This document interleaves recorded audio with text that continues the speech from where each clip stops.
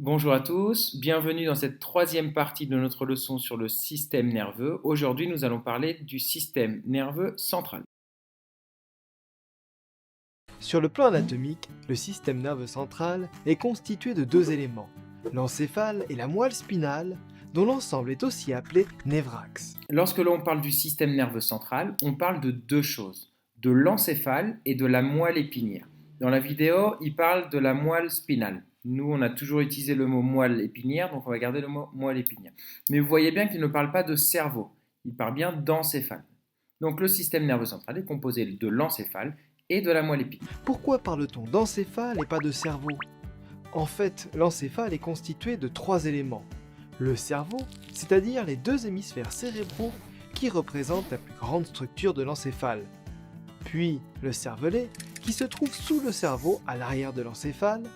Et finalement, le tronc cérébral. L'encéphale est donc bien plus que le cerveau, puisque c'est le cerveau et deux autres éléments. Donc, je vais vous ramener un petit bonhomme qu'on va utiliser beaucoup en ce moment, même s'il n'est pas très très beau, et on va regarder comment il est fait à l'intérieur. Si je lui enlève sa tête et que je la coupe en deux, je vois bien à l'intérieur le cerveau.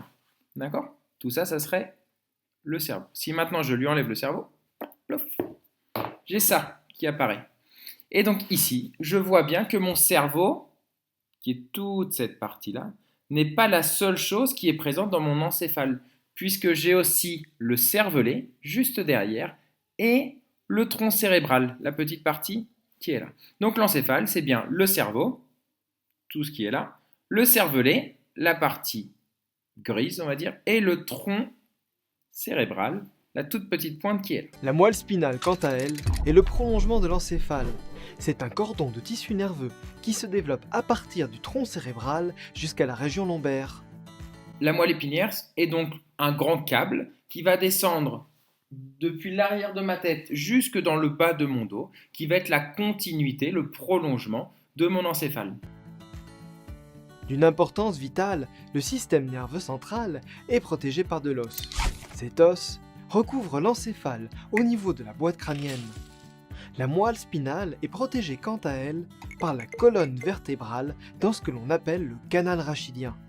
L'encéphale et la moelle épinière sont deux zones de mon corps vitales. Sans elles, on ne pourrait pas vivre. Donc, elles sont protégées. Comme mes poumons sont protégés par ma cage thoracique, et bien mon encéphale, lui, va être protégé par ma boîte crânienne, par l'os du crâne.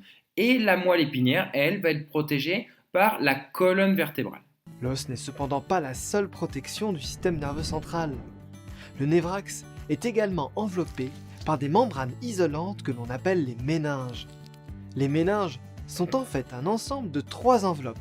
Mon encéphale n'est pas seulement protégé par la boîte crânienne, par de l'os. Si je reprends mon petit bonhomme, et que je lui ouvre la tête encore une fois, et que cette fois-ci je ne m'intéresse pas au cerveau, je vais m'intéresser à ce qu'il y a à l'intérieur. Si je regarde tout autour de mon encéphale, je vois une zone, ici, de couleur rouge et de couleur grise.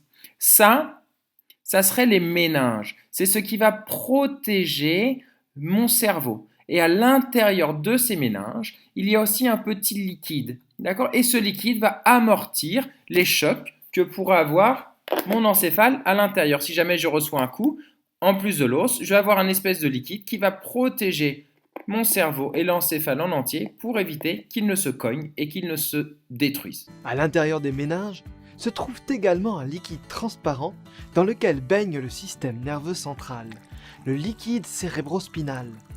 Ce liquide circule plus exactement entre la pymère et l'arachnoïde, que l'on appelle l'espace sous-arachnoïdien. Le liquide cérébrospinal joue un rôle essentiel d'airbag lors de violentes secousses en amortissant les chocs que subit l'encéphale. Il faut voir l'encéphale comme un centre de commande et la moelle spinale comme un système de relais acheminant les messages nerveux entre le reste du corps et l'encéphale. L'encéphale est donc le centre de contrôle de mon corps, l'ordinateur qui va contrôler comment fonctionne mon corps.